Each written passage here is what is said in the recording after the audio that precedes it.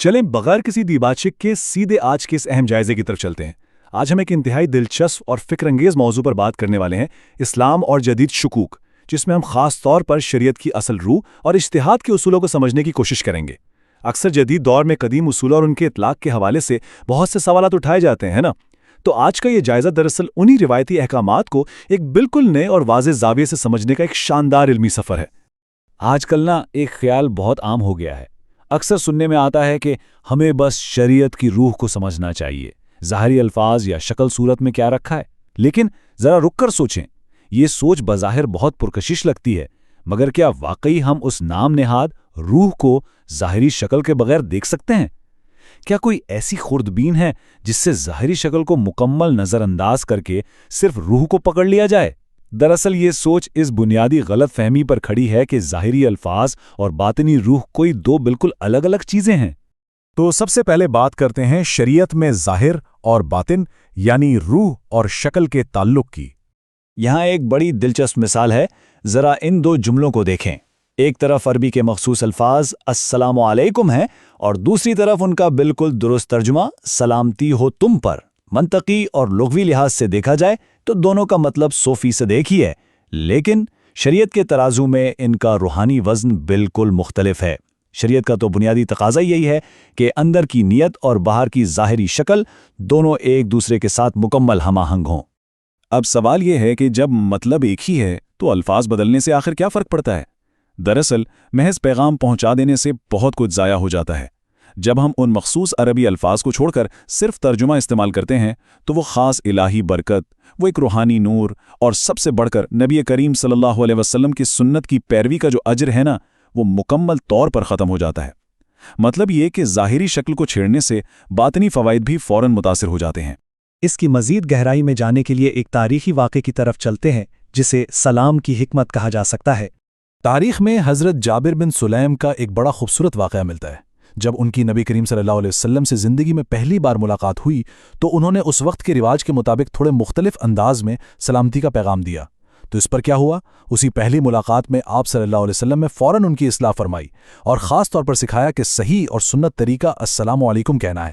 یہ ایک چھوٹی سی بات لگتی ہے، لیکن یہ ثابت کرتی ہے کہ ظاہری الفاظ کی پابندی کس قدر اہمیت رکھتی ہے۔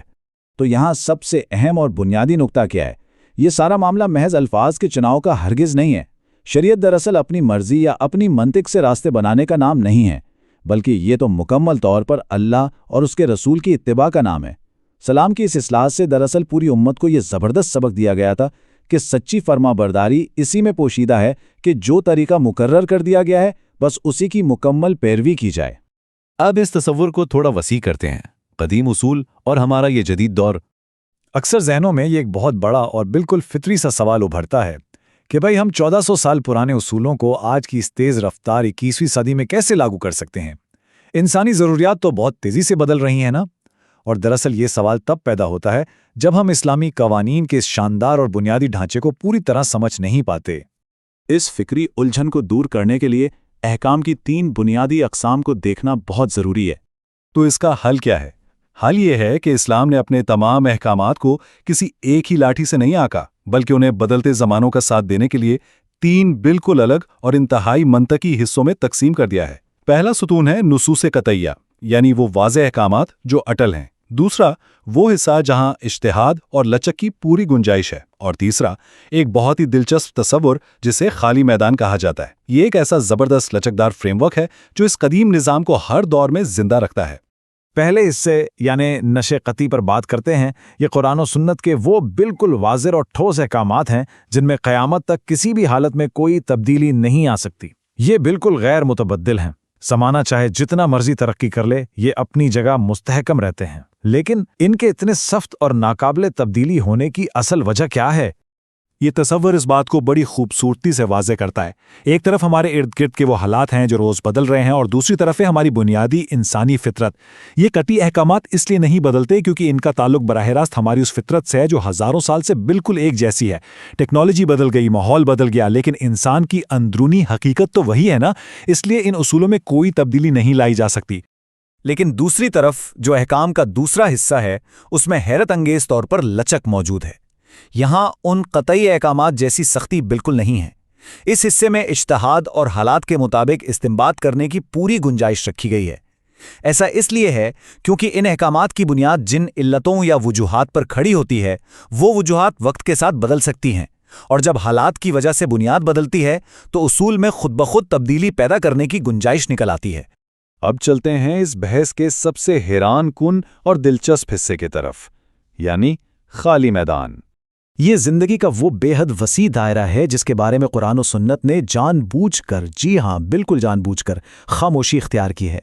यहाँ कोई हिदायत या रहनुमाई नहीं दी गई, और ये कोई खामी हरगिज़ नहीं है, बल्कि ये एक ऐसा खाली कैनवस है जिसे इंसानी अक्ल के लिए छोड़ दिया गया है ताकि आने वाली हर नस्ल अपने तजर्बे को इस्तेमाल करके इस खाली जगह पर तरक्की के नए रंग भर सके।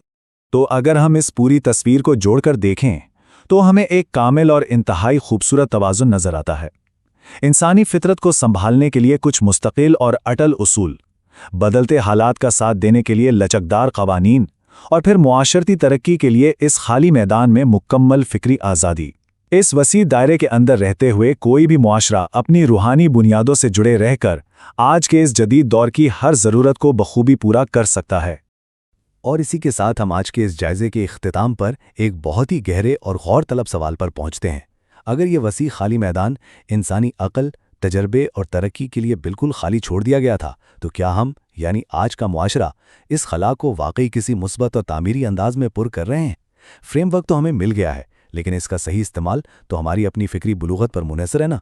ये एक ऐसी सोच है जो हमें दावत देती है कि हम इस फिक्री आज़ादी का सही मानों में क्या इस्तेमाल कर रहे हैं।